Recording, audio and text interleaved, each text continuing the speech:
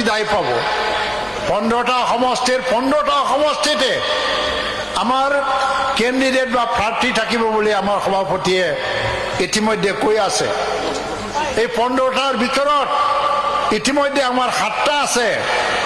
কমসে কম 10টা সমষ্টিটো আমি জিকিবই লাগিব, তাতকৈও বেছি সমষ্টি জিকিব লাগিব। আমি বিটিচিকো দখল কৰিম, দিছপুৰকো নিয়ন্ত্ৰণ কৰিম। ইউপিপিএলক বাদ দিয়ে দিছপুৰত কোনো প্ৰাৰ্থীৰ চৰকাৰ। নিৰ্বাচন আয়োগে ঘোষণা কৰিব, লগে লগে MCC লাগি যাব, মডেল কোড অফ কণ্ডাক্ট।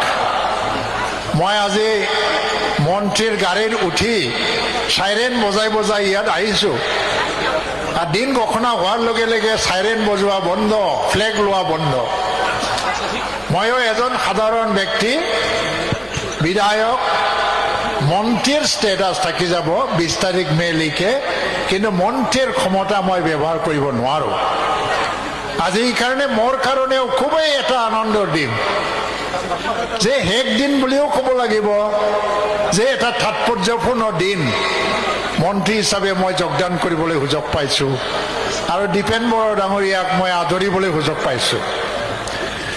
এই নিৰ্বাচনত এটা কথা কোৱা হৈছিল, ওদালগুৰি বোলে বহুত দুৰ্বল হৈ গ'ল UPPL। দীপেন বড়োৰ যোগদানৰ মাধ্যমেদি UPPL দলে আজি জনগণৰ ৰাজ্যলৈ এইটো এটা বাৰ্তা দিছে যে যুগে যুগে শ শ বছৰ আহি থকা সময়ত UPPL BTC অঞ্চলৰ সেৱা কৰিবৰ কাৰণে জীয়াই থাকিব, কাম কৰি থাকিব। হয়নে নহয়? যদি আপোনালোকে এইটো বিশ্বাস কৰে, এবাৰ জয়ধ্বনি দিয়ক।